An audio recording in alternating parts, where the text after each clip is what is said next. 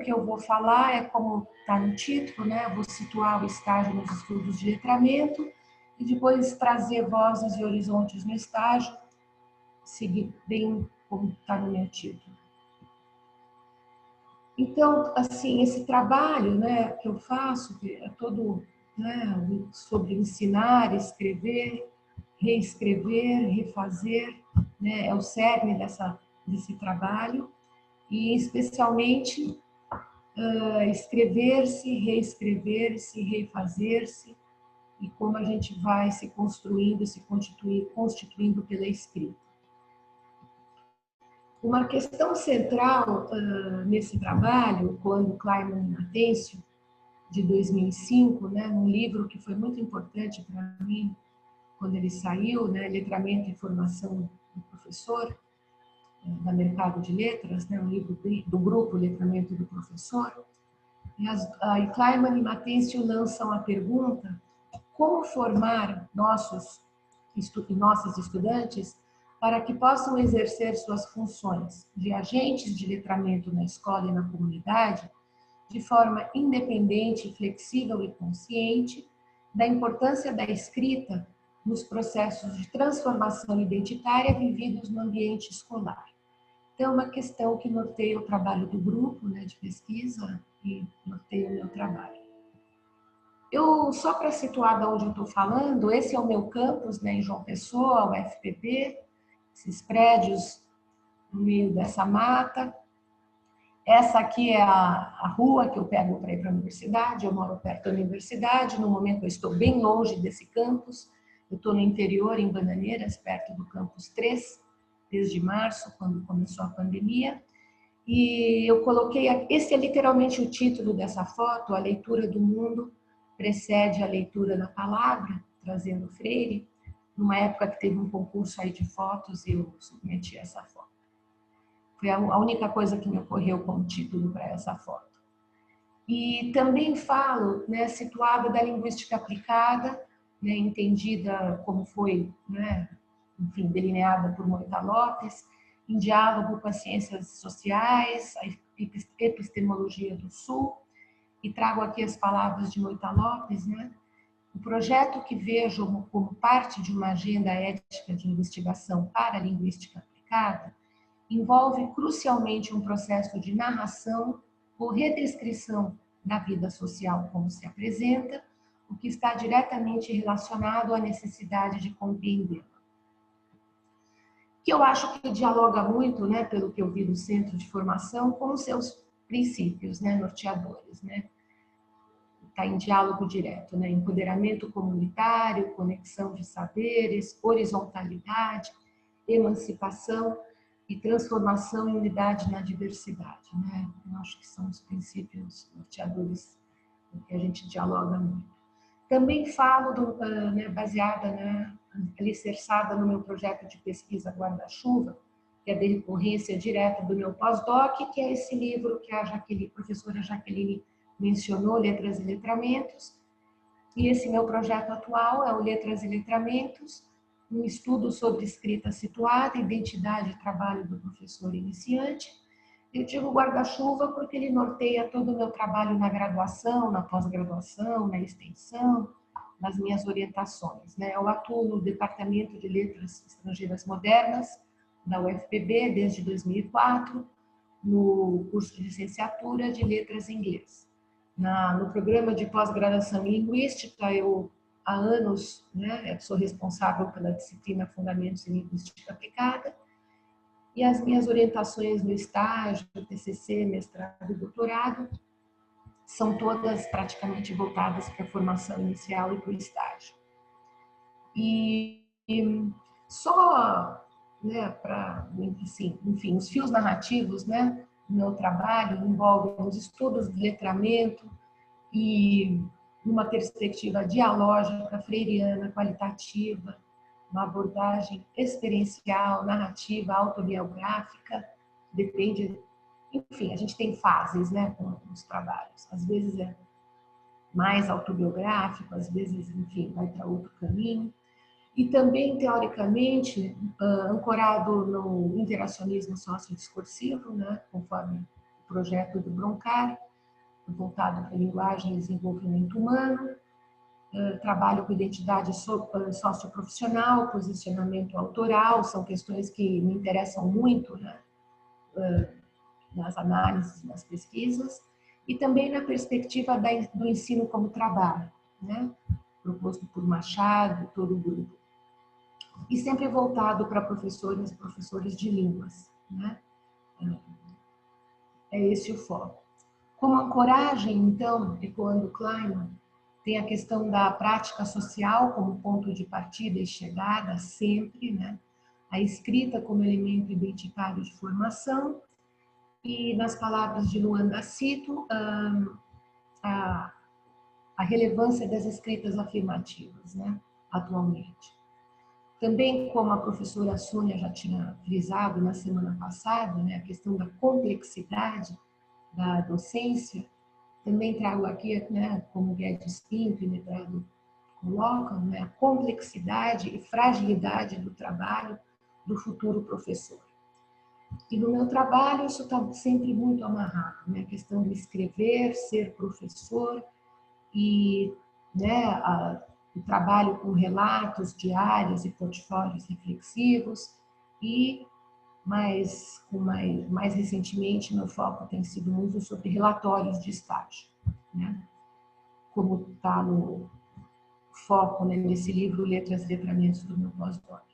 Eu trago aqui uma imagem que, só para situar um pouco esse trabalho, esse aqui que vocês estão vendo, As Aventuras de Lisa Ledecarda, na Fazenda São João, foi meu primeiro diário de viagem, né? Por muitos anos eu tinha esse hábito, né, de escrever diários de viagem. Viagens curtas, longas.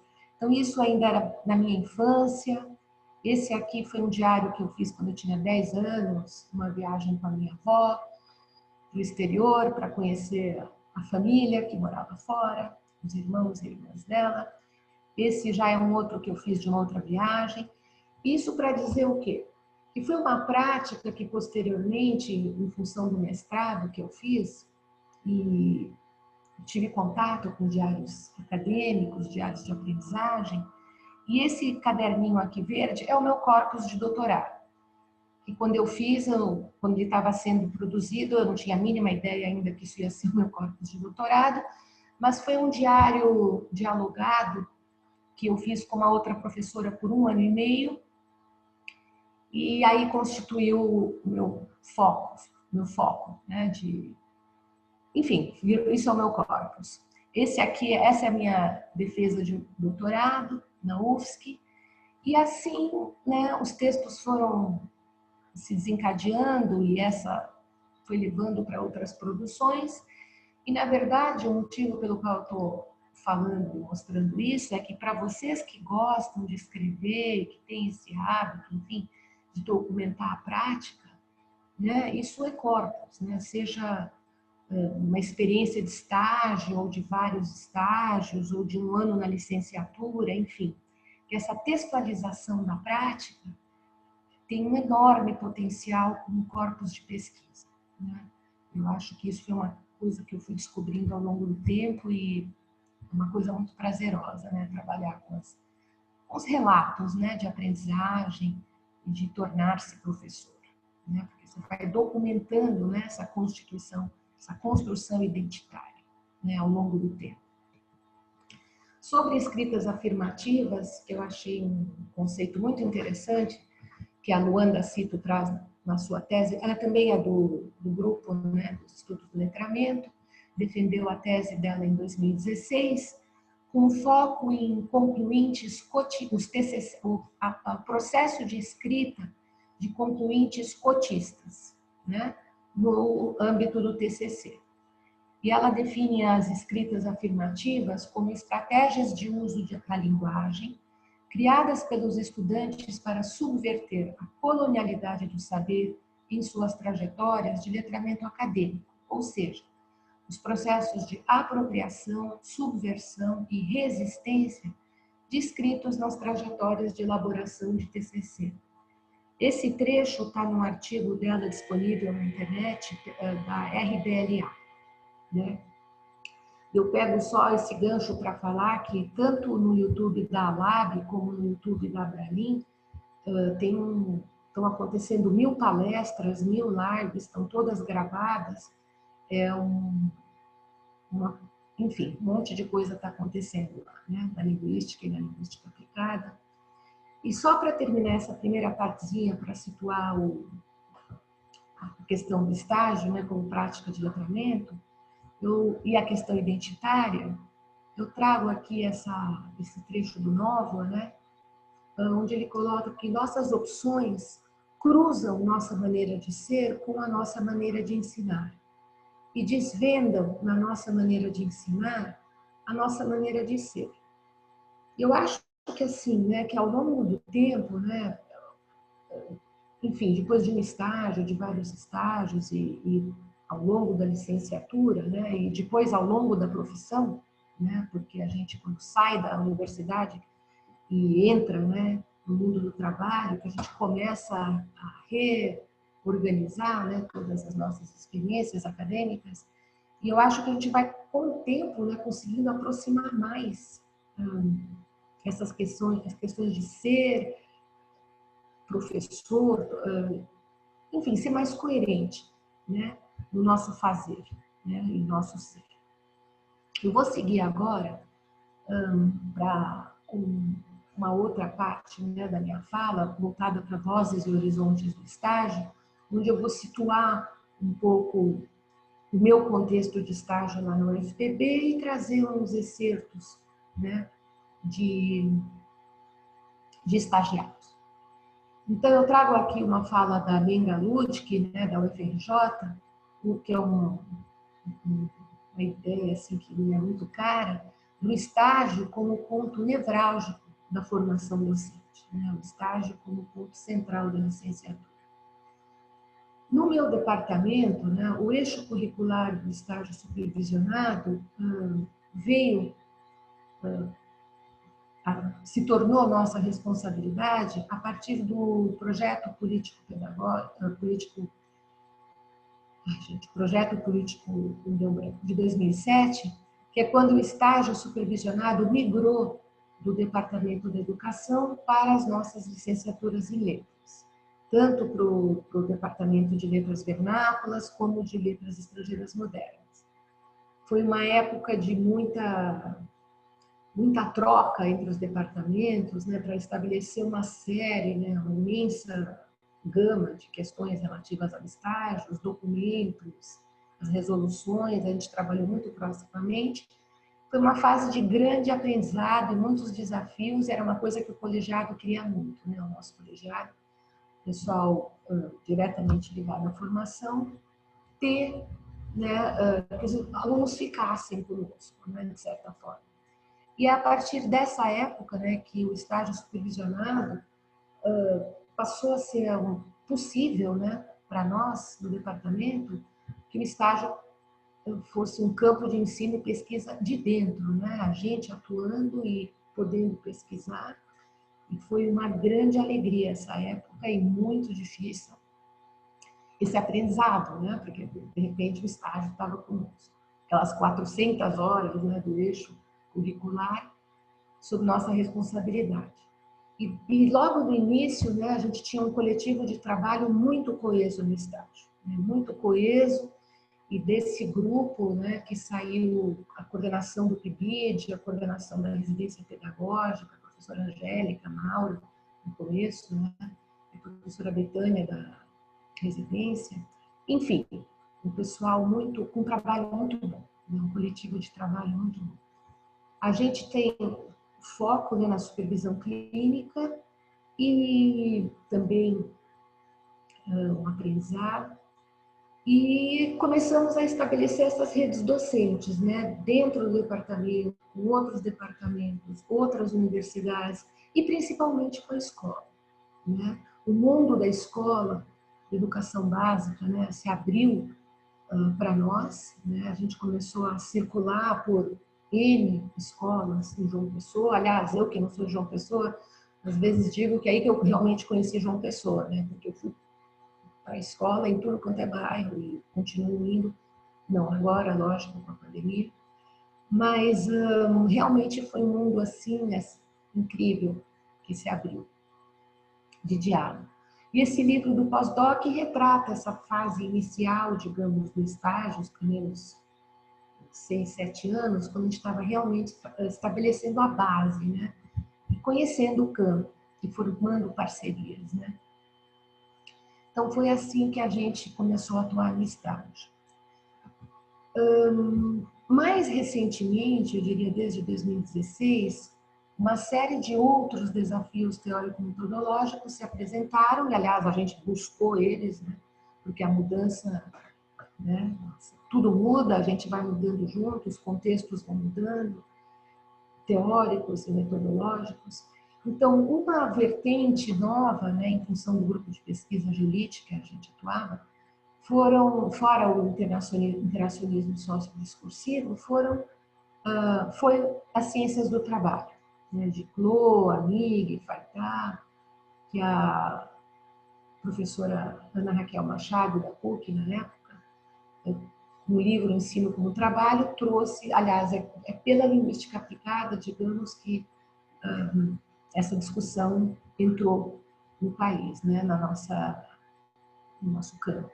E a clínica da atividade, né? Então, tanto os textos com conceitos como trabalho real, gênero profissional, eu comecei a usar no estágio. Antes eram leituras complementares. E aí teve uma aluna que usou e o relatório foi incrível, né? Ela dialogando com as questões de trabalho e tal.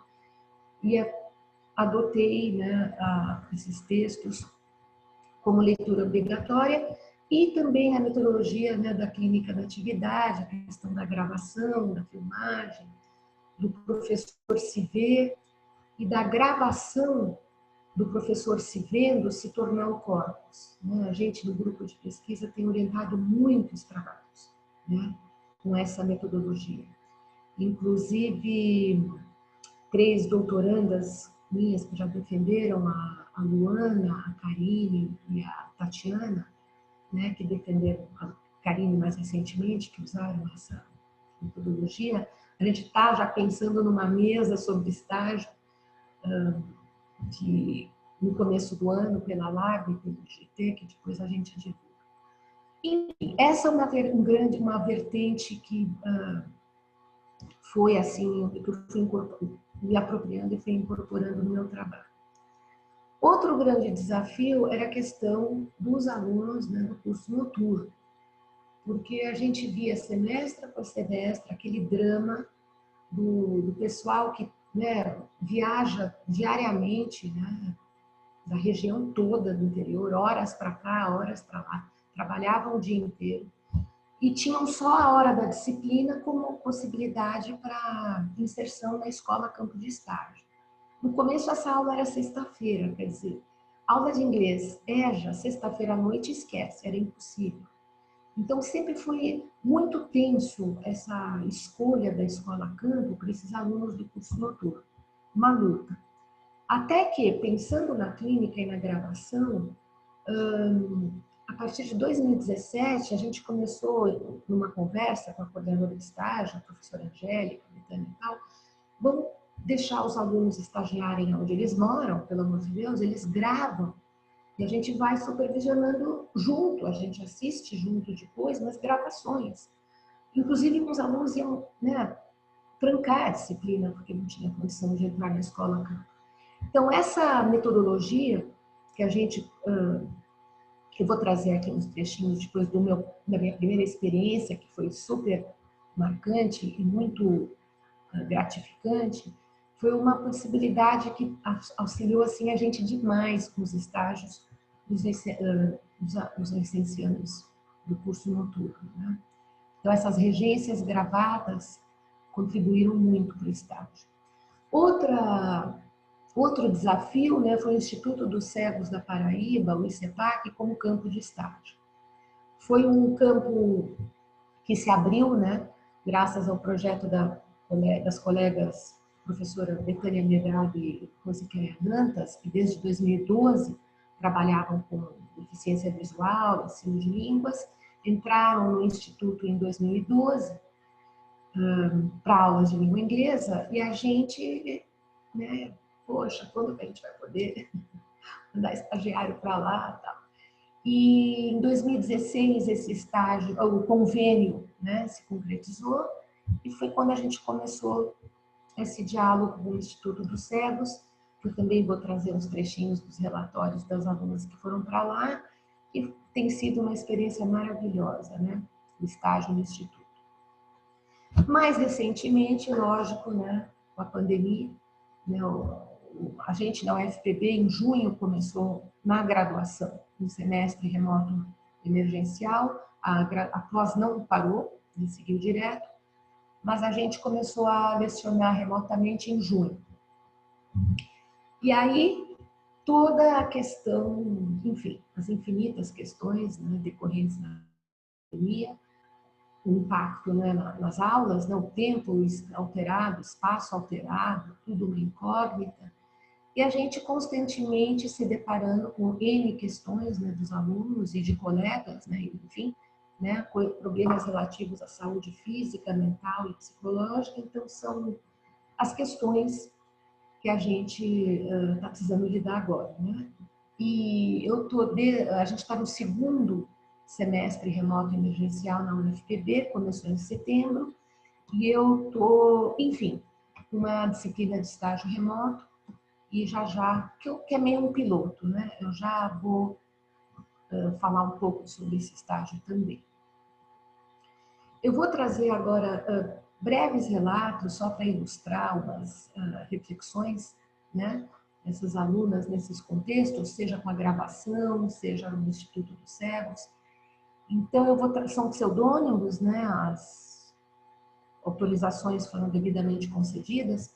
Então, primeiro eu vou trazer dois trechos da estagiária Raquel. Foi uma gravação em áudio da regência que ela fez na cidade dela. E ela não pôde fazer em vídeo, perguntou se podia fazer em áudio. Eu falei, lógico, né? Vamos com o que temos.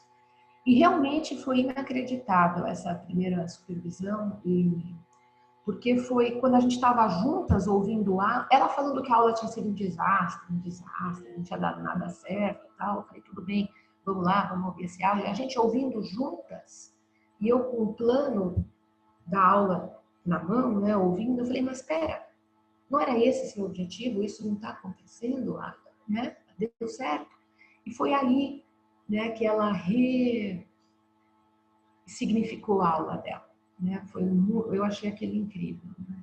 Achei aquele incrível como as possibilidades de supervisão, né? Como elas são flexíveis e como o importante é estar junto, né? E estar perto, né? Da forma que for, né? Porque eu não conhecia a escola dela, lógico que toda semana, quando ela vinha para a aula, né? Toda a aula a gente sempre compartilha os relatos das vidas de cada, enfim, como cada um está, o que cada um está vivenciando no estágio. E é uma hora muito rica, né? A gente troca, assim, troca N experiências, eles trazem os relatos de observação. Então, eu estava acompanhando a Raquel assim, mas eu não conhecia a escola dela, né? Enfim, ela estava numa escola que era, assim, bem barra pesada, mas ela era de lá. Então, a entrada dela na escola, eu sabia que ia ser tranquila, né? Então, tem essas questões, né, com esses estágios do pessoal nas próprias cidades, e muitos voltam para as próprias escolas, inclusive, né, do médio. É um estágio no ensino médio, aliás. As estagiárias Sandra e Tina, que eu vou trazer aqui, foram estágios em semestres consecutivos. A da Raquel foi em 2017, se não me engano. A da Sandra em 2018 e a Tina foi o meu último estágio presencial, no final de 2009, no Instituto dos Cegos. E como vocês vão ver nesses breves parágrafos que eu vou trazer aqui, eu destaquei o tipo de coisa que eu vou marcando quando eu começo a analisar textos, né? Marcas de pessoa, verbos, às vezes metáforas, coisas ligadas a pensei, achei, percebi, ou as falas, ela disse, são são marcas textuais, né, que quando eu começo a analisar, é o tipo de coisa que eu começo riscando antes de, enfim, das milhões de leituras que a gente faz para começar a enxergar alguma coisa, né? Então, eu vou começar aqui com esse cartaz que foi produzido no... A gente tem um evento lá na UFPB no final de semestre de estágio, que é o SESB, que é o Seminário de Estágio Supervisionado de Língua Estrangeira, e a gente se encontra sempre no final do semestre com todos os estagiários e estagiárias, variam as atividades, né? E dessa vez a coordenadora de estágio propôs trabalhos em grupo, produzir cartazes e tal. E a Raquel, que estava nesse grupo, as imagens dela são essas duas, né? A câmera e essa figura dessa mulher. E aí a fala dela, as falas dos estagiários foram todas gravadas, no caso eu transcrevi, e vou trazer aqui as observações que ela fez na hora que ela estava falando sobre essas duas imagens. Então esse é o contexto para o trechinho que eu vou trazer agora para compartilhar. Então a Raquel falou, falando dessas imagens, ela coloca, foi como passou despercebido por mim que eu consegui o objetivo da aula. E eu não... Durante o áudio, eu percebi que os alunos estavam sozinhos, treinando aqui, falando inglês uns com os outros, e eu não havia percebido. Aquele espelho em que você se vê, você enquanto professor, dando aula, o que aconteceu, o que não aconteceu. E você pode refletir sobre isso, sobre a sua própria prática, você se enxergando. Foi bem forte para mim. Então, ela falando de como foi essa auto-observação. E para mim foi realmente muito impactante essa experiência dela com supervisão, porque eu vi um potencial realmente, né? Porque se com áudio isso era possível, né? Incrível, eu achei muito interessante. Aqui já é a Sandra, no Instituto dos Cegos em 2017, falando da experiência dela, isso é do relatório de estágio. Comecei acreditando que eu não teria o perfil de professora para deficientes visuais. Não consegui imaginar como seria o processo de adaptação de materiais. Aos poucos, contudo, fui me apropriando da escrita em braille e pensando em alternativas para adaptação de materiais, como ocorreu com os rótulos adaptados na regência. A dificuldade de ensinar sem recursos visuais foi, aos poucos, sendo substituída pela motivação para exploração dos materiais adaptados, com o uso do tato e da audição, além do cuidado com o contato direto com os alunos e com o tom de voz, para proporcionar o entendimento das mensagens pelos alunos. E lógico que a colaboração com a professora Rose lá no estágio é fundamental. O trabalho dela com a adaptação de materiais é uma coisa que de cara todos os estagiários e estagiárias ficam assim fascinados. Então tem esse diálogo muito forte que fluía de uma maneira muito bacana, né? Com a tríade formadora na universidade, a professora colaboradora na escola a campo e o professor estagiário nesse trânsito entre as instituições, né? Que, como a professora Sônia colocou, são tantos os desencontros e os encontros dos imprevistos no estágio. Outro trecho da professora estagiária Sandra, isso já no final do relatório, aprendi a reconstruir a minha maneira de ensinar e ressignificar o trabalho do professor. Isso porque o ensino de deficientes visuais requer total mudança de paradigma, pois as imagens são substituídas por recursos variados, sem, contudo, deixarem de existir. Essa mudança de paradigma, aliás, ocorre não somente em termos de estratégias de ensino e na relação aluno-professor, mas, sobretudo, da postura do profissional que tem que estar disposto a entender a educação como direito de todos. E aqui eu ecoo, né, a minha colega professora professora Luterana Medrado, que fala tanto da atitude inclusiva, né? Que é tão crucial a gente trabalhar na sala de aula e que os estagiários vivenciam de uma forma contundente lá no Instituto, né? Então, essa postura, né, essa atitude inclusiva.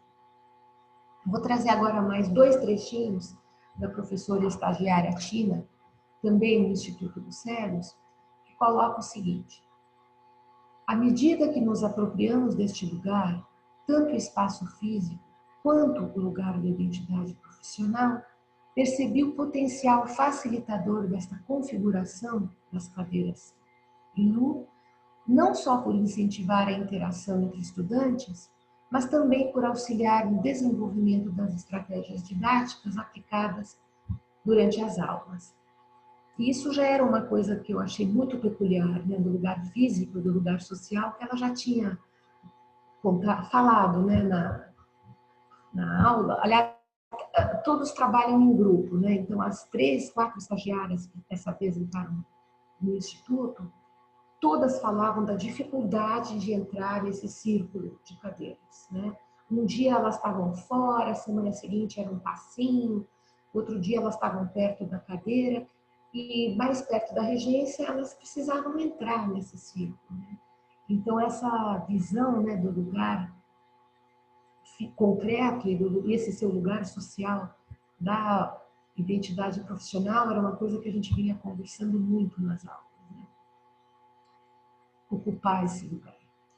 E por último, né, esse fragmento da professora Tina, que ela também comentava já nas aulas na universidade, nesse contexto, momentos antes de iniciar a regência, recordava o início da experiência e o episódio onde uma das estudantes me chamou de professor e teve de repetir o chamado algumas vezes para que eu compreendesse que se dirigia a mim.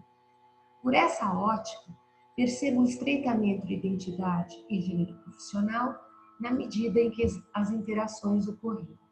Isso é uma coisa que a gente ouve bastante também, né, como professora de estágio, né? A surpresa quando o licencianda se vê colocado, né, pelo olhar do outro no lugar de professor e de professora.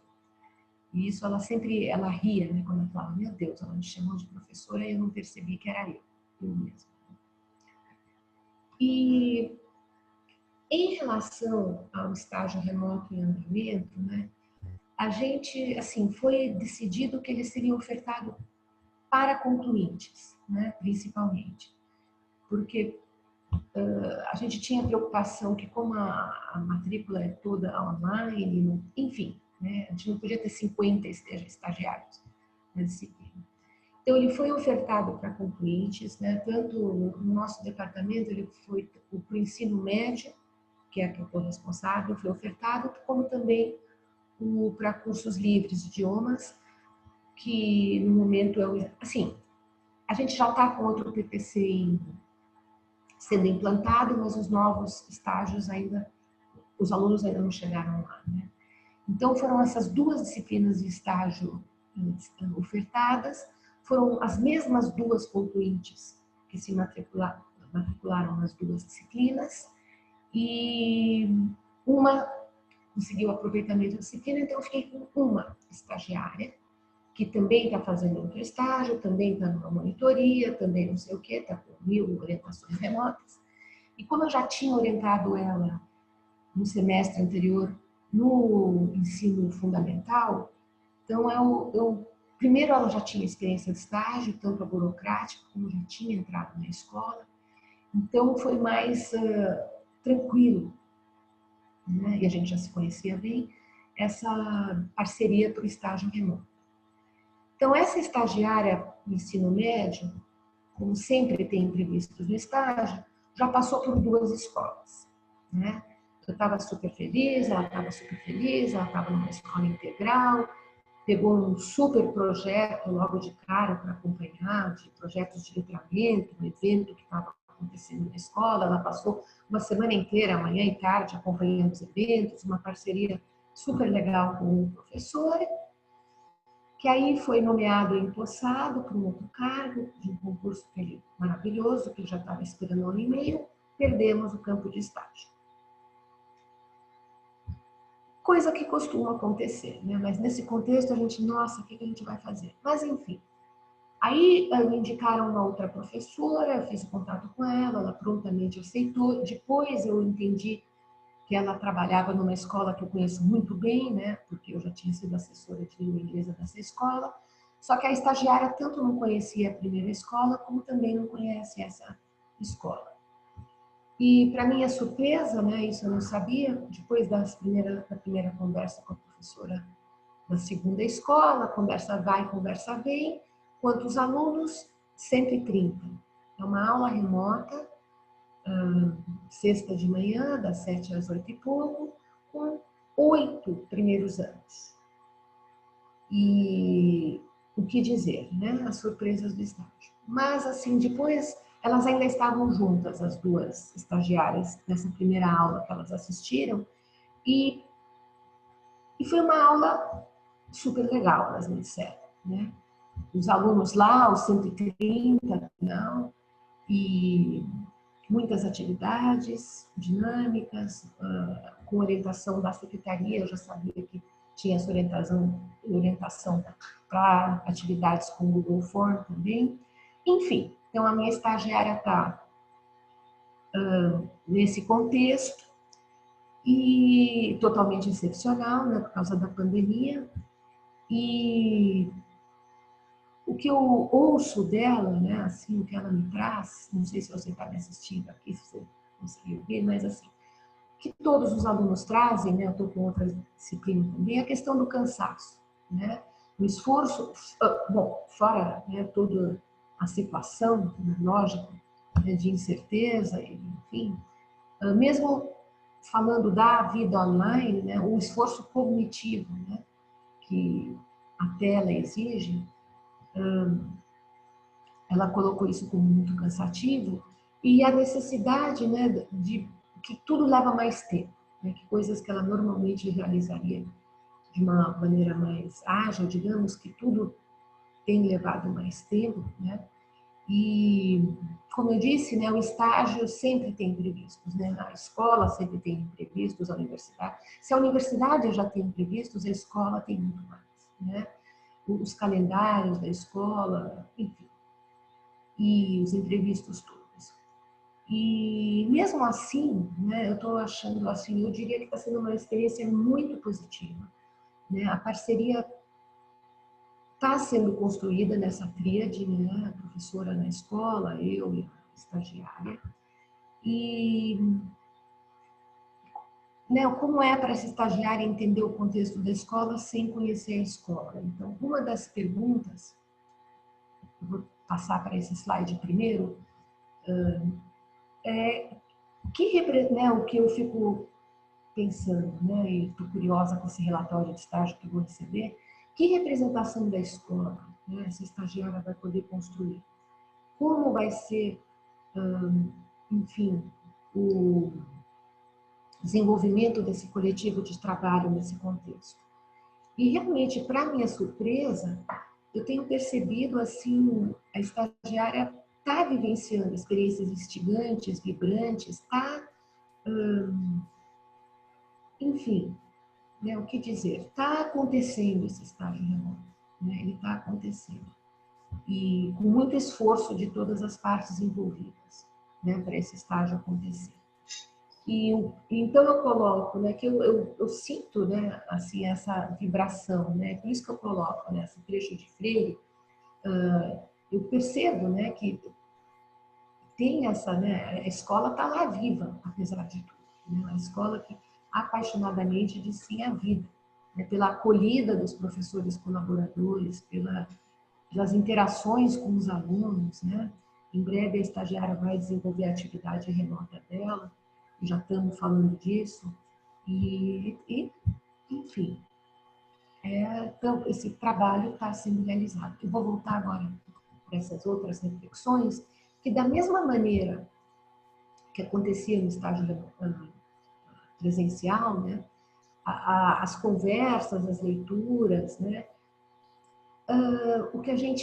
o que circula, digamos, na nossa sala de aula remota, são as vozes do passado e do presente, né? São os fios narrativos de memórias e trajetórias escolares, das subjetividades, dos conflitos, das emoções e dos variados textos que a gente discute e que a gente busca, né? E da mesma forma que no presencial, né, nesse contexto dessa experiência piloto, digamos, que está acontecendo, que eu estou vivenciando agora, as práticas letradas, reposicionamentos, ressignificações estão em construção, tensas, como sempre são no estágio, e em aberto, né? Em aberto. Né? É muita conversa, muita conversa. E em relação ao estágio e a parceria e diálogos universidade-escola, né? Como assim crucial a questão das redes docentes que a gente vai construindo, né? Porque mais, enfim, né, a gente, que foi o que possibilitou esse estágio remoto, inclusive, né? Eu já estou no contexto faz tempo e, e, e ter um contato, né, pessoal com esses professores, né? E a questão do professor colaborador, da professora colaboradora, né, é central, né? O nosso colega que está lá na escola, como a professora Sônia falou semana passada, né, a escola como instância formadora, né, é crucial, né, é crucial para a gente na universidade. E uma outra coisa que eu senti muito, né, eu venho sentindo nesses anos de estágio, seja com os alunos da noite, seja com o instituto, como escola dos cegos, como escola campo e agora com estágio remoto, enfim, o impacto das políticas afirmativas na nossa sala de aula é muito visível, né? Os espaços educacionais inclusivos expandiram, né? Os estágios estão mais inclusivos. Então, se a gente tem lacunas, né, no nosso currículo, porque é lógico que a gente não pode abarcar o mundo, né? O estágio é uma ponte assim incrível, né, para trabalhar a inclusão. E aqui eu vejo muito, né, que o nosso estágio cresceu, né, como prática afirmativa. E quando a Luanda cito, né, com as escritas afirmativas, a gente vê isso muito nos relatórios e nas conversas, né? Estágio como esse espaço, né, para práticas afirmativas e para trazer, né, como Moita Lopes nos fala, as vozes do Sul, né, as vozes de populações mais vulneráveis e de contextos, né? O estágio é um campo assim fascinante para inserir os alunos nessas discussões, né? E eu já vou fechando, então, e não sei nem quanto tempo eu falei, mas acho que talvez falei demais.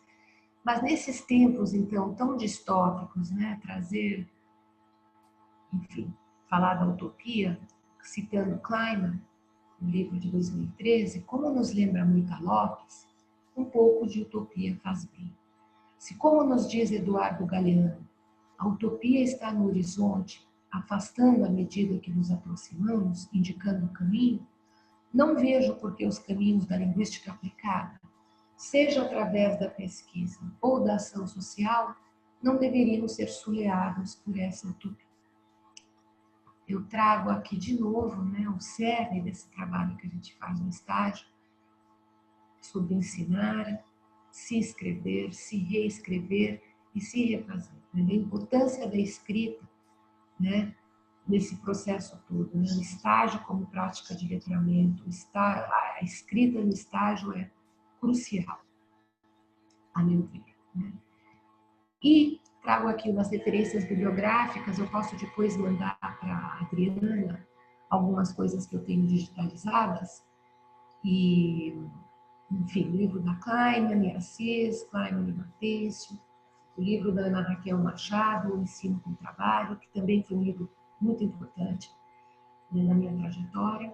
E esse livro que a gente tem digitalizado, Projetos e Práticas na Formação de Professores de Língua Inglesa, é um livro que a gente também usa muito no estágio, entre vários outros. Né? E só para terminar, um diálogo com um vídeo maravilhoso do professor Fernando na abertura, com a Morte e Vida Severina, eu aqui da Serra da Borborema, me lembrei na hora, né, com a Morte e Vida, da Educação pela Pedra, do João Cabral. Então eu termino aqui com essas palavras de João Cabral, Toma Liberdade. Uma educação pela pedra, por lições, para aprender da pedra, frequentá-la, captar sua voz inenfática e impessoal, pela dicção ela começa as aulas. A lição de moral, sua resistência fria ao que flui a fluir, a ser maleável. A de poética, sua carnadura concreta. A de economia, seu adensar-se compacto. Lições da pedra, de fora para dentro, cartilha muda, para quem soletrava. Outra educação pela pedra. No sertão, de dentro para fora e pré-didática. No sertão, a pedra não sabe lecionar. E se lecionasse, não lecionaria nada. Lá não se aprende a pedra. Lá a pedra, uma pedra de nascença, entranha a alma. Então, eu agradeço demais, né, a atenção de vocês e estamos aqui abertos agora para a discussão. Obrigada.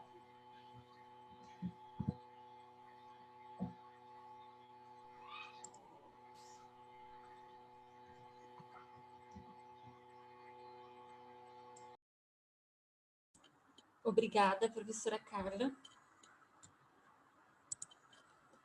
Obrigada, professora Carla, pela excelente fala, pelas excelentes considerações. Para nós é um momento muito gratificante ouvir sobre essas experiências de estágio da professora. Nós temos algumas questões e também comentários no chat e vamos utilizar esse momento final para uma discussão mesmo, uma reflexão sobre o estágio, as questões que a professora trouxe, outras questões que também surgiram, emergiram com a fala da professora. Uma das primeiras questões que nós vamos colocar aqui, então, são alguns comentários, né? Eu vou citar alguns aqui. Nós temos comentários da professora Juliana Alves Assis. Carla, é um prazer ouvir você. Como sabe, também sou professora de estágio na PUC Minas. Tá? A Luana Francis Leide também comenta que as reflexões são muito pertinentes, que os dados são quentinhos e parabeniza. A Betânia Passos Medrado comenta que a sua fala é sempre sensível e poética sobre o estágio. Então, são algumas considerações. Em relação às perguntas, nós temos aqui algumas. Eu vou começar com da Gabriela Martins Mafra. A Gabriela pergunta, professora Carla, qual seria a experiência ideal pensando no desenvolvimento profissional de transposição didática e nos conceitos teóricos metodológicos no ensino de língua e literatura?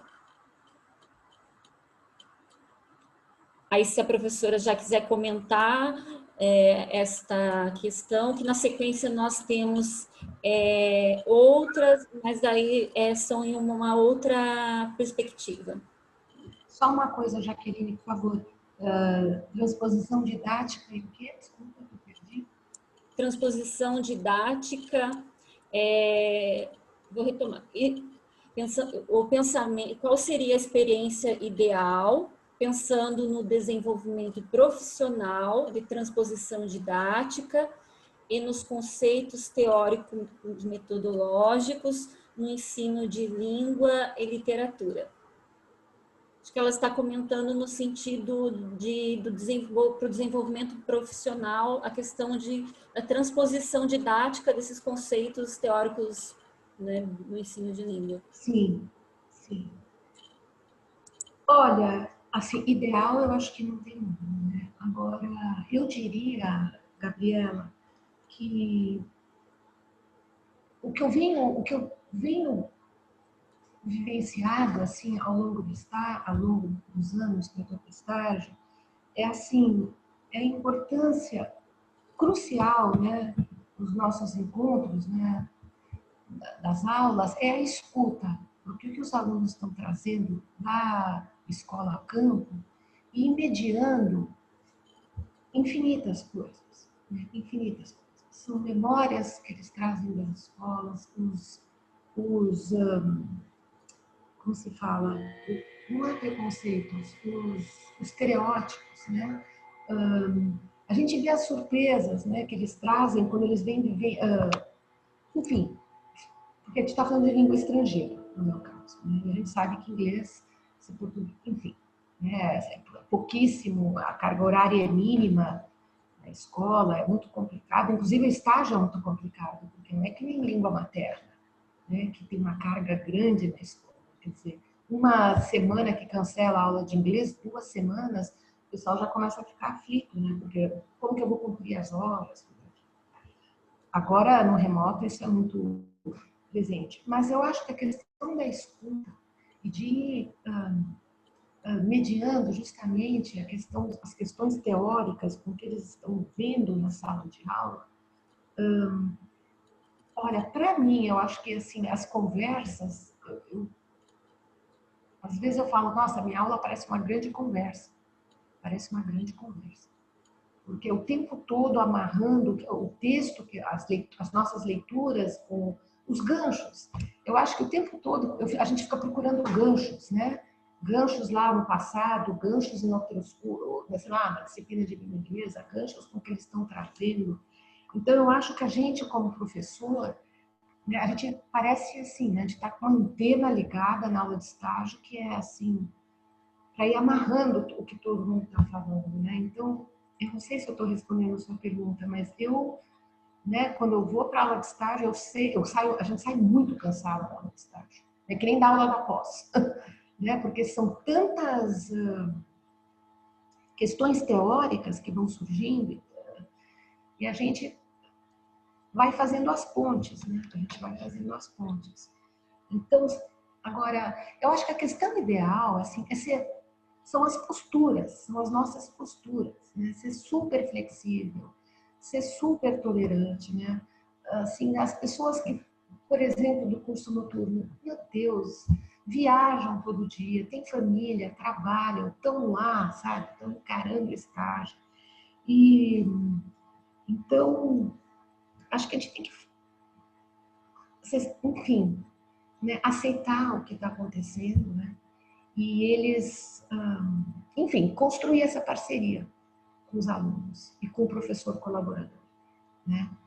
Que nem a professora Sônia já falou semana passada, as relações são cruciais, né? E os alunos vão percebendo isso, né? Mais e mais, né? Lá no sentido, eu falo assim para eles, a relação é tudo.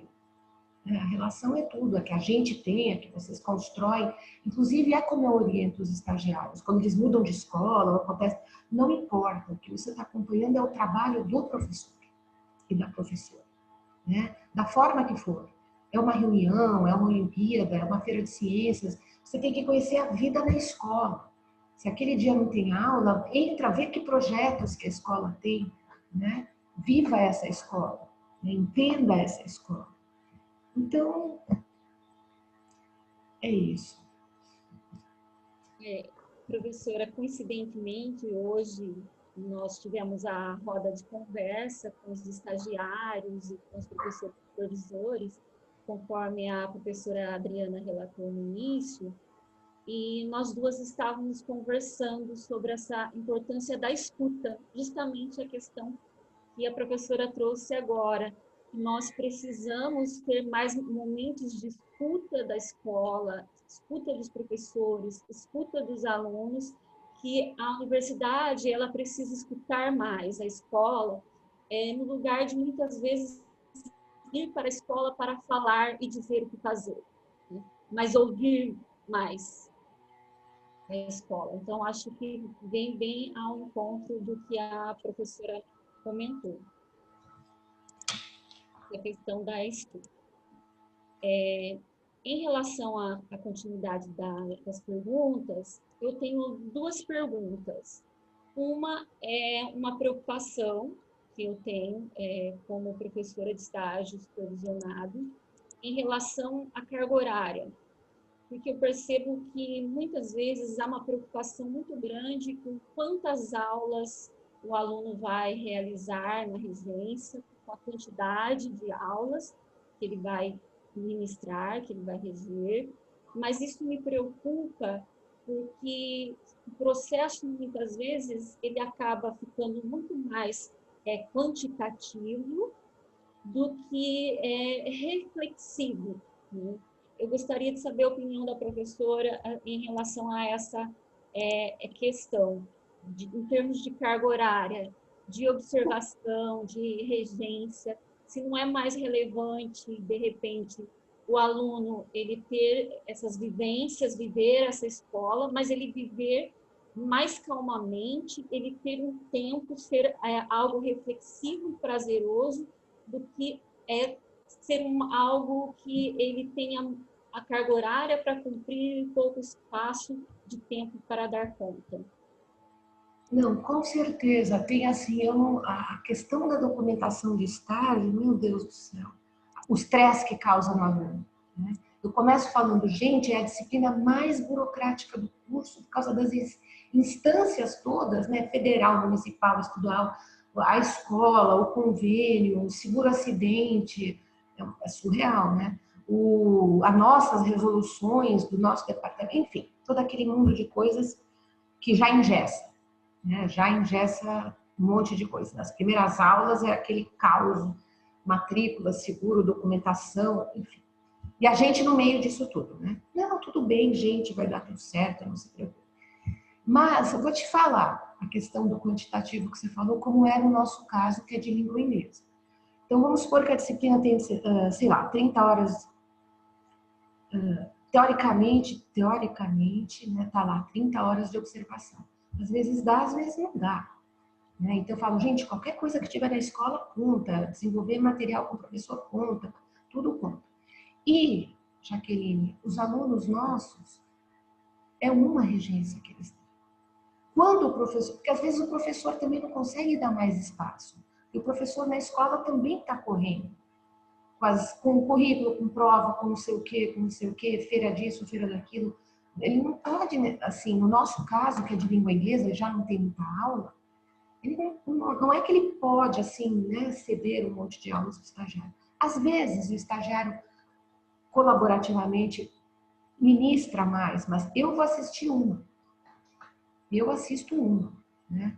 E os alunos reclamam, às vezes, que é só uma. Sim, mas eu falo, gente, se a gente der um mergulho, é o que eu falo, né? É o que eu acredito. Se a gente mergulha nessa regência única, né? Explora, tarará, tarará, pode render muito mais do que você fazer 10 naquela loucura toda. Então, só para te dizer, os nossos alunos de língua inglesa literalmente fazem uma regência.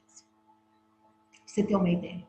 Mas ela é super pensada, ela é super conversada.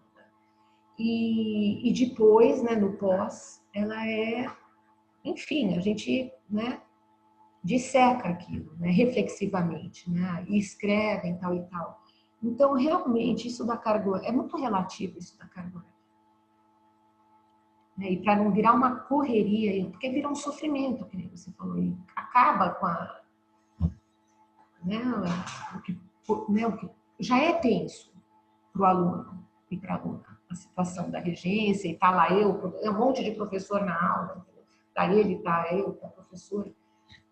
E os alunos, no fundo, colaboram super, né, com o professor em geral na regência, né, porque tá lá eu, né, nota, né, tô eu lá, a bruxa da universidade que vai dar nota para aquele estagiário.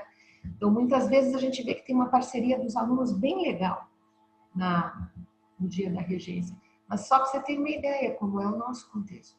A gente não consegue muitas regências. Então, não sei como vocês fazem, quantas regências são, mas eu acho que dá para ter menos regências e ser bem explorado, bem explorado. Por que isso? Por que aquilo? Que outras maneiras? Né? Pensar no trabalho real, né? O que não funcionou e poderia ser feito de outra maneira, né? É exatamente isso, porque é uma preocupação que eu tenho. Muitas vezes na proposta, no projeto do curso, já está a carga horária de regência e de observação que o aluno tem que cumprir, né? E acaba se perdendo pelo quantitativo essa vivência e todo esse processo de reflexão que precisa de tempo, que precisa de maturação para ser realizado. Então, eu acho que o que a professora apontou aqui é bem interessante, até para a gente pensar, né, a nossa questão mesmo de estágio. Eu acho que é assim também, né? Conforme você vai atuando mais tempo como professora de estágio, você vai enxergando mais e você vai ficando mais flexível. Porque você vai percebendo o que propicia mais uma prática reflexiva, né? E o que faz sentido para você, o que faz sentido para, né, o seu estagiário, a sua estagiária, como contribuir para o professor na escola, né? Que nem você falou, é o tempo de maturação nosso, de todos no estágio. Perceber o que funciona. Ótimo, professora. Obrigada. Você tinha outra pergunta? Tem mais, sim, professora, tem mais questões. Vou passar para as próximas. A Gabriela pergunta em relação ao PIBID. Se o PIBID atingisse a todos os estudantes, não seria uma prática melhor que poderia substituir o estágio? Quais as problemáticas que você visualiza nesse sentido? Olha, boa pergunta, Gabriela, obrigada. Eu acho que é o seguinte, né? Como que eu poderia dizer isso? O PIBID, a residência, são projetos maravilhosos, né? Nossos alunos são super se engajam, é o que a gente queria que o estágio fosse, lógico. Só que o estágio, enfim, né? O PIBID e a residência são projetos, né? Não é um eixo curricular e com um monte de questões que, enfim, que isso implica. Agora, eu sempre luto pelo estágio, eu sou professora de estágio. Quem me dera que o estágio tivesse essa atenção, né, que o PIBID e a residência têm das políticas públicas. Né? Por que não se investe no estágio, por exemplo? Né? O PIBID, enfim, por que não... não vou falar o que eu ia falar. Mas, sim, a gente vê os estagiários, né, que atuaram no PIBID, assim, são experiências maravilhosas e que o estágio poderia proporcionar, né, se fosse totalmente outra a realidade do estágio. O estágio é o patinho feio da licenciatura, né, a gente sabe, né, que é um absurdo, né, mas a gente que atua no estágio sabe o que a gente ouve, né, e é uma falta de compreensão em relação ao estágio que realmente é indescritível. Agora, em relação a como que você colocou do estágio virar PIBID, do PIBID... Se todos tivessem acesso, né, que todos os estudantes pudessem participar do PIBID, seria possível substituir o estágio até Não, não é possível. Não é possível, porque, como eu disse, como vocês sabem, né, o PIBID e a residência não está no eixo curricular. Né? O estágio são 400 horas é um eixo, né, do nosso currículo, né, da licenciatura. Agora, eu adoraria que fosse o inverso, né, que o estágio que se investisse no estágio. Né, e destravei. Né, o estágio acaba sendo, como a professora Jaqueline colocou, é uma coisa corrida, muitas horas, tarará, a gente lá sem apoio nenhum, né, eu digo apoio, enfim, tá, a gente está lá porque está lá, né? Eu, a professora lá na escola, e não tem apoio de forma alguma, né? Somos nós que criamos o negócio. O PIBID tem toda uma estrutura, a residência tem toda uma estrutura ideal, né? Para a Gabriela que tinha perguntado antes do ideal, isso é ideal para a formação inicial, né? Agora é muito incerta, né? E é lógico que com bolsa tudo funciona melhor. Estágio ninguém tem bolsa. Ninguém tem bolsa. Nem o professor, nem eu, nem ninguém, né? Então isso muda muito a dinâmica. E o compromisso de todo mundo. É óbvio, né? É óbvio. A gente tem que ter pé no chão, né? É uma série de compromissos, né, que todo mundo assume porque tem um monte de coisa envolvida, né? E é muito legal. É bárbaro, né? O aluno, enfim, né? Tem bolsa de doutorado, bolsa de mestrado, né? Você tem uma bolsa para fazer seu estágio, né? Mas, enfim, não sei se eu respondi, mas não, o estágio não pode virar PIBID, né? Porque se pudesse ser o contrário, o PIBID e a residência virarem estágio, é uma luta o estágio, né? Ótimo, Que, professor. aliás, faz... Bom, mas enfim. Pode complementar. Não, eu só ia falar, né, que é de longa data as pessoas falando que o estágio podia ser uma residência que nem a residência médica, né? Na Unifesp, a Cláudia Vove, o grupo dela, eles já tinham uma residência, né? Antes de existir a residência pedagógica. E é muito, né, se o estágio pudesse ser uma residência, né, que nem o PIBID também seria ideal, né? Ideal. Uhum. Vamos ver. Vamos para a próxima questão. A professora Juliana Alves Assis pergunta: Carla, como você avalia os saberes fundamentais para a formação docente pós-pandemia? Eles devem ou não ser outros? Pois é, Juliana, eu fico me perguntando muito para onde a gente vai, sabe? Depois dessa etapa, né, louca que o mundo está vivendo, o que vão ser esses, falou saberes fundamentais, foi isso? Isso, é os saberes fundamentais para a formação docente pós-pandemia. Olha, eu vou ser bem sincera, sabe, Juliana? Eu não sei. Assim, presente a gente enxerga, né? O futuro a gente imagina, né? Porque não sei como vai ser essa volta, quando, mas tudo bem. Isso é de menos quando. Agora, os saberes fundamentais podem ser assim.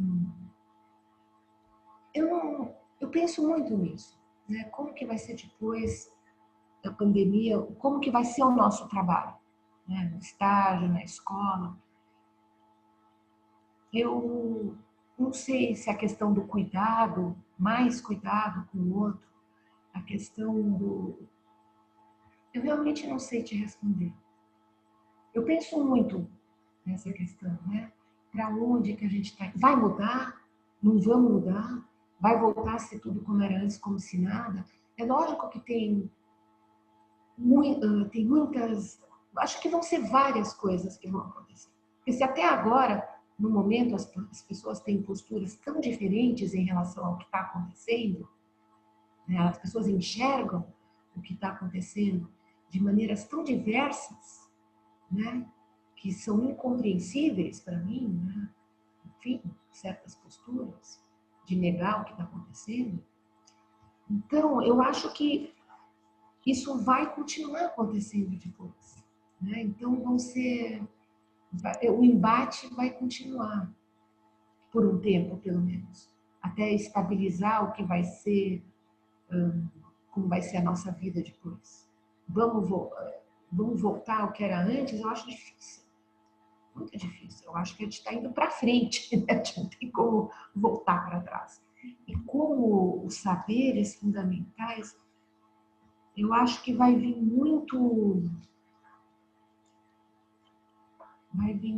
como vai ser a universidade, né? Essa abertura dessa volta.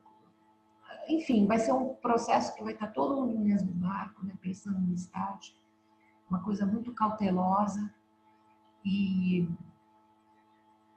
vou pensar mais o que você perguntou, mas eu realmente não sei.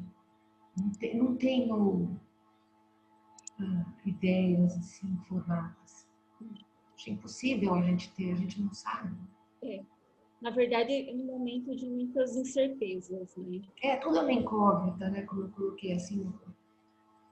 Como vai ser assim? Acho que vai ser vai ser uma grande alegria poder conviver com as pessoas de novo, né? Eu acho que vai ter um monte de questões. Uhum. Ainda pensando nessa questão de pandemia, tem mais uma questão da Genilce Ciavarelli. Ela pergunta: professora Carla, meus estagiários têm mostrado muita frustração com o estágio remoto, especialmente os que deveriam estar na sala de aula pela primeira vez. Como pensar o prejuízo que isso pode causar na formação? Olha, Genilze, né? Eu imagino que esse não vai ser o único estágio deles, né? Como eu te disse, essa minha estagiária agora já tinha, né, tido contato com a escola e tinha feito estágio, então ela já tinha entrado na escola e tido essa vivência. Para os estagiários que estão tendo essa primeira, olha, eu acho assim que a nossa atitude nesse lugar agora de professor de estágio remoto é fundamental. Então, como eu pensando no trabalho do professor, eles estão acompanhando, assim, eles podem acompanhar o trabalho do professor agora, que é esse, né? É essa a realidade. Então, acho que tentar encorajar a colaboração com esse professor, né? Para eles se sentirem mais numa sala de aula, em uma escola, como eles podem colaborar com esse professor? De que forma está acontecendo esse diálogo com o professor na escola, né? Talvez isso seja uma coisa a ser pensada. Né? A frustração, por quê? Né? Porque não está tendo diálogo. Enfim, entender essa frustração. Porque eu acho, pelo que eu estou vendo, dá para ser uma experiência positiva. Dá para ser uma experiência positiva. Como presencial, também pode ser uma experiência péssima. Quer dizer, tem isso também. Às vezes o estágio é complicado mesmo. Isso não é porque é remoto, né? Mas porque as relações podem estar mais complicadas. Não sei. Então, talvez você possa mediar isso. Eu estou só imaginando. Né? Mas o estágio presencial não é nenhum mar de rosas, a gente sabe. É tenso, conflituoso. E é disso que a gente tem que extrair, né? Desses conflitos, desses desafios, né? O que o aluno tira dessa experiência. Agora, a frustração não é só com o estágio remoto. A gente sabe disso. As vivências são muito singulares desse estágio.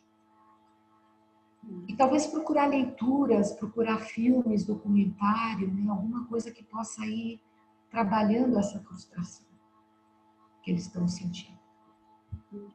Mas eu te entendo totalmente, eu entendo esses alunos também que nunca entraram na escola, mas eu acho que também é uma experiência única. Não sei se eles estão escrevendo sobre essa experiência, mas eu recomendaria, né, assim, fazer diários, relatos.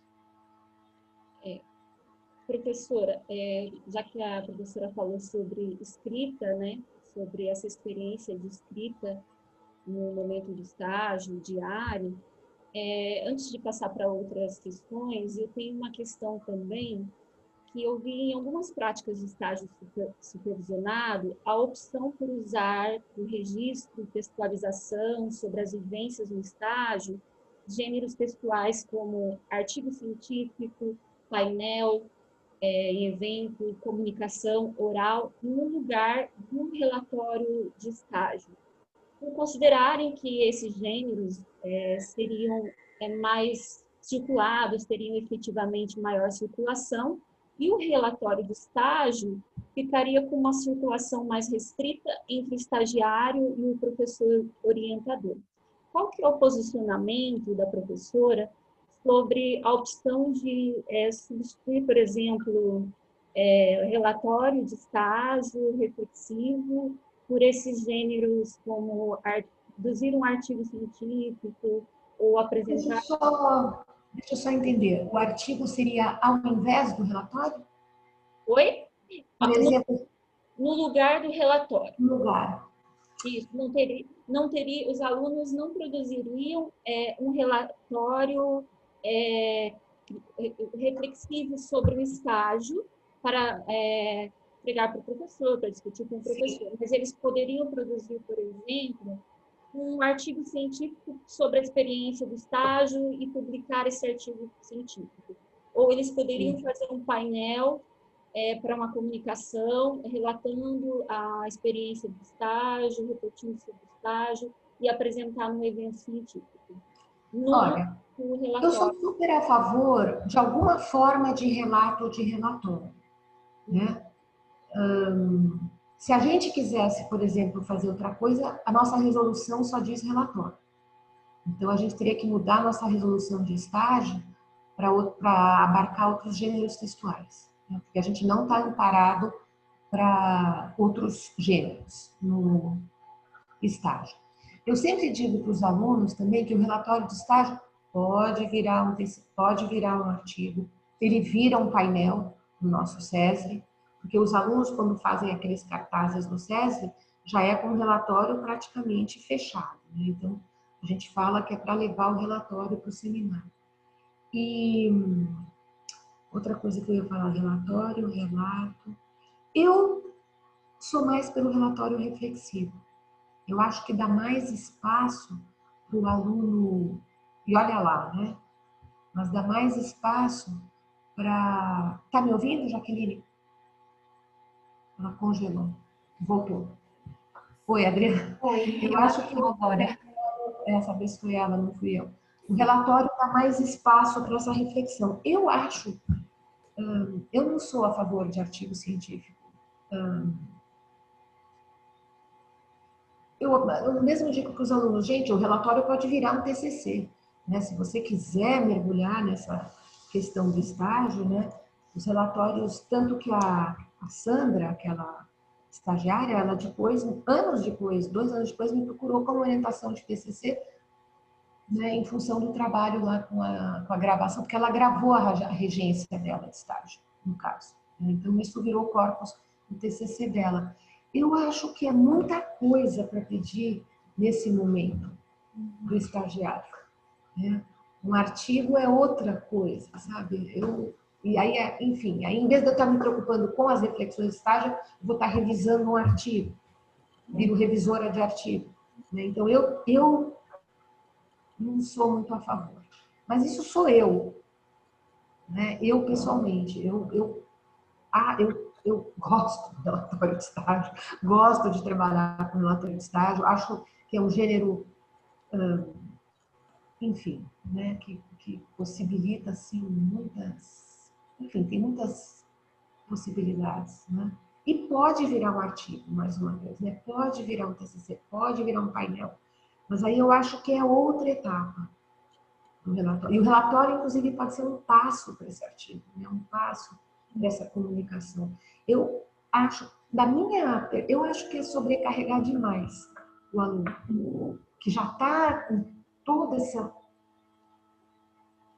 não vou falar loucura do estágio, mas já está com toda essa pressão do estágio, e o artigo o relatório já é uma pressão, né? Só se o aluno já tem muita experiência com artigos, né? Também tem isso. Né? Também tem isso, mas geralmente não é o caso. Né?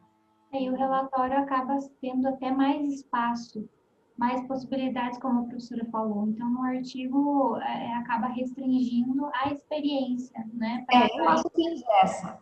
Eu acho que engessa. Uhum. E aí o foco, enfim, é outro público, é Sim. outra. Mas essa é a minha. Não sei se não é exigir demais, sabe, nesse momento de estágio. Ok, professora, obrigada. Eu caí brevemente no momento, depois eu vou retomar um trecho da sua fala. Eu estou tão feliz que eu não caí, gente, porque a minha conexão estava tão instável ontem, numa aula que eu dei. Eu falei, gente, acho que eu travei umas 10 vezes, mas hoje nada. Então, aí apareceu para mim aqui, a sua internet está instável, eu já caí. Depois eu retomo a sua resposta completa. Continuando com as questões, o professor Adielson Ramos de Cristo diz que inicialmente parabeniza a comissão organizadora pelo evento e a professora Carla por sua fala, por suas reflexões e por sua disponibilidade. Pensando nas questões apresentadas, textualização da prática, escritas afirmativas, estratégias de subversão, letramentos, gostaria que comentasse a relação entre a BNCC com a suposta flexibilização dos itinerários formativos, preocupação com inclusão, autonomia e projetos pessoais, e a BNC Formação e os impactos e a formação de professores de línguas. Como não cair no lugar comum, não nos permitindo, assim, olhar a BNCC como um manual de aplicação, embora em muitos momentos o documento seja colocado dessa maneira. Vide, por exemplo, sua definição como documento normativo. Quais os impactos dessa reflexão nos estágios e nas disciplinas de formação que os precedem?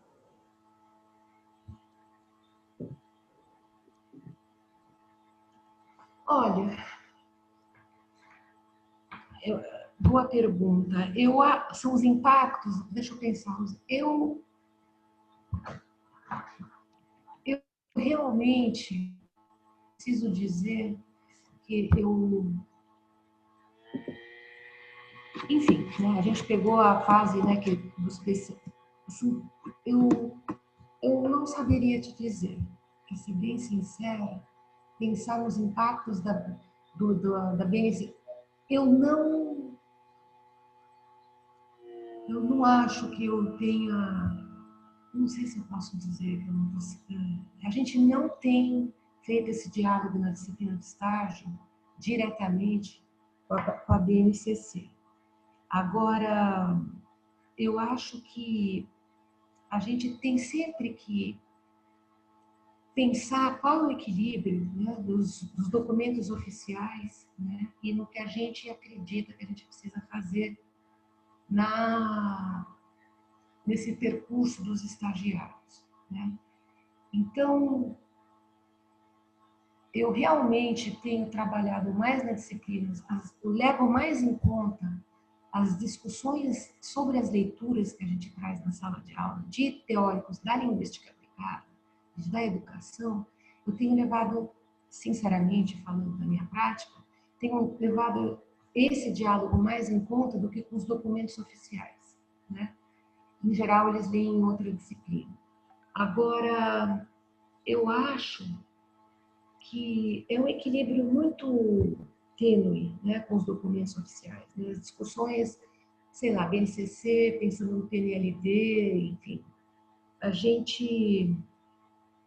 Eu realmente tenho trabalhado mais com as questões que a gente tem visto da linguística aplicada, falando sinceramente. Então, eu acho que eu teria como lançar uma luz assim nessa questão que você está trazendo. Fico devendo. Ok, professora. Nós temos mais algumas questões, mas por conta do horário, nós vamos fechar com uma questão agora, que é da Érica Neri. Professora Carla, geralmente o estágio é concebido apenas como prática. Como a senhora percebe essa dissociação entre a teoria e a prática? Obrigada, boa pergunta, Érica, né? Eu acho que o tempo todo na disciplina a gente está, os textos que eu tenho trazido, seja só para os alunos, eu mando depois meu plano para vocês, seja questões de observação, questões de trabalho do professor, que eu tenho usado muito, eu tenho visto que esses conceitos têm me ajudado demais na aula de estágio. A questão do trabalho prescrito, realizado, real, dentro das ciências do trabalho, porque os alunos conseguem, a gente consegue fazer esse gancho de teoria prática imediatamente. Opa, travei levemente. E é um prazer quando a gente vê os alunos teorizando a própria prática, né? Conseguindo problematizar o que eles estão vendo, o que eles estão vivenciando, com conceitos que são, enfim, né? Eles se apropriando, né, do que a gente está querendo problematizar em termos de língua, linguagem, ensino, aprendizagem.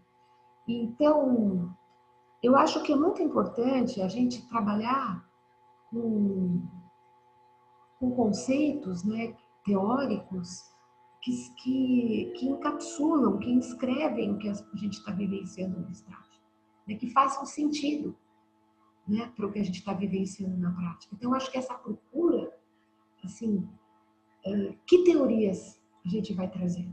Né? É uma busca, é um processo. Né? Que teorias a gente vai trazer para a discussão que dialoga diretamente com a vivência, né, na escola campo, por exemplo. Né? Então, né, já trouxe, né, a gente vai trabalhando com uma variedade imensa de textos, né, ao longo dos anos. Né? E a gente vai vendo o que funciona mais. E que teorias são mais, né, que a gente sente na pele, que a gente entende, os alunos entendem que aquela vivência, a questão de problematizar, é aquela luta com o relatório. Gente, vocês precisam teorizar a prática, problematizar a prática. Que conceitos vocês vão trazer? Né? Essa é é o seu desafio, né? Como que vocês vão fazer essa amarração? Às vezes funciona, às vezes não funciona, a gente recebe relatórios de tudo quanto é tipo. Mas eu falo muito para eles, aliás, isso eu queria falar para vocês. Eu falo muito para os alunos, tento falar aqui. Eu já percebi ao longo dos anos que os relatórios que dizem mais para mim, que me tocam mais, são os que dialogam com o que a gente discutiu na aula, com os textos que a gente trouxe. Então, eu tento falar para os alunos que esse relatório é uma extensão do nosso diálogo. A gente está continuando esse diálogo. Né? Quando a gente for partilhar esses relatórios na aula, que é importante nessa interlocução que a gente tem com o relatório, deles perceberem que é isso que eu vou estar procurando, é isso que eu vou poder dialogar com eles, que é uma extensão da nossa aula. Certo? Teoricamente, praticamente. E tem muitos relatórios que eu trago exemplos desses relatórios para os novos, né, para as novas turmas, para eles perceberem o que eu estou querendo dizer. Não adianta vir com teóricos de outra disciplina que eles viram no semestre. Não foi isso que a gente discutiu. Né? Não foi isso que a gente problematizou. Então, isso da teoria e da prática, também, que é o que o professor perguntou, eu acho que a gente, né, o tempo todo está nesse diálogo. Né? Que vozes que eles vão trazer para esse relatório? Né? Que vozes que vão ser convocadas para essa interlocução? Né? Como que eles vão, enfim, perdi o fio. A Érica tinha me perguntado Só um minutinho, eu vou retomar aqui. Geralmente, o estágio é concebido apenas como prática. Como a senhora percebe essa dissociação entre a teoria e a prática? Eu acho que, só voltando ao que eu já falei, né? Você trazer textos que contribuem para os estagiários criarem sentido, né, do que eles estão vivenciando. Né? Então, acho que não adianta trazer um texto estratosférico que, quando o aluno entrar na escola, né, aquela questão não ressoa, não ecoa. Né? Então, a importância da gente problematizar a prática com textos que dizem respeito às vivências deles, né, numa aula de língua, né, lógico, como professores de línguas. Ok, professora. Então, nós encerramos com esta pergunta, embora também tenhamos outras, mas por conta do horário. Então, agradeço muito a professora pelas respostas, né, pela excelente discussão e a reflexão que nos propiciou nesse momento, né, em relação às nossas próprias práticas no campo de estágio. E agora eu vou passar a palavra para a professora Adriana, que vai fazer as considerações finais. Na verdade, eu quero também agradecer novamente, professora Carla, muito obrigada pela presença, pela discussão, não é? Pelas contribuições que certamente nos levarão a refletir sobre os nossos estágios nesse período, né, tão incerto para todos nós, né? E também para construir esse olhar sensível, né, que você transmite para nós na sua fala, né? E nos motivando mesmo a práticas que levem à construção conjunta de conhecimentos com os estagiários, com os supervisores, né? À luz, claro, dos teóricos, mas muito voltados para aquilo que eles vivenciam na escola, né? Então, eu agradeço muito pela reflexão, né? E agradeço em nome do curso de Letras e também da comissão organizadora do evento. Muito obrigada. Então, passo a palavra para as suas considerações finais. Então, eu que agradeço demais essa oportunidade, né, nesses tempos que a gente, né, está falando das nossas casas para as casas de vocês. Agradeço demais a paciência, né, de vocês e da coragem para, enfim, né, tocar esse evento tão legal. Agradeço os intérpretes, a comissão organizadora, a professora Adriana, Jaqueline, Michele, todos vocês. Espero, como eu estava falando antes, um dia poder conhecer o centro de formação de vocês, que eu achei assim uma proposta fascinante. Falei, nossa, existe isso, que legal. Um campo só com licenciaturas, um centro de formação de professores. Acho que vocês estão num contexto super privilegiado e muito bacana. E muito legal para os alunos, todos vocês que têm essa oportunidade, porque realmente é uma estrutura muito diferente, né? Muito legal, assim, né? Ter um campus, né? Só com as licenciaturas. Me parece ser muito legal. Lógico que eu sei que deve ter mil questões, como todas as instituições têm, mas é um contexto muito interessante para a formação, né, de professores. Eu agradeço mais uma vez e me mandem mais links, por favor, do evento, para eu poder acompanhar, e boa sorte, né, nesse trabalho tão bacana que vocês estão fazendo. Parabéns para vocês. Obrigada, professora, e realmente é muito legal, o nosso centro é muito legal, e a senhora já está convidada para estar conosco pessoalmente quando for possível, com toda certeza. Eu quero agradecer também a equipe que está conosco hoje, né? A nossa monitora, Juliana Bispo, que nos auxiliou no chat, os intérpretes, a professora Jaqueline, pela mediação também, e agradeço ao público que nos acompanhou pela presença, pelos diálogos e também pela gentileza nos comentários, todos muito queridos, né? Então, eu convido também, antes de finalizar, a todos ficarem atentos à programação do ciclo de debates.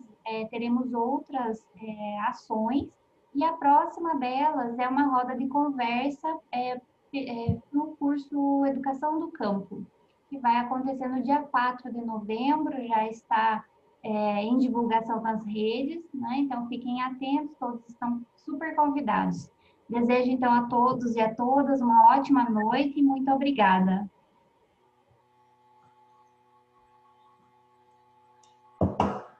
Encerramos a transmissão. Vou colocar aqui. Agora dá para todo mundo respirar. Manu, Daniel, muito obrigada por na hora da socorrer a gente, tá? Muito obrigada. Obrigada, Daniel e Emanuele, e vocês. Gente, foi ótimo. Há quanto tempo eu falei que eu perdi noção do tempo? Deixa eu dizer aqui, nós ficamos 1h43 do início ao fim. Mas a minha fala foi mais que meia hora? Sim, deve ter beirado os 50. Jura? Meu Deus do céu, eu achei que eu tinha falado tão rápido. Teve uma hora que eu falei, meu Deus, vai acabar. Mas foi Não ótimo. falei tão rápido, né? Não,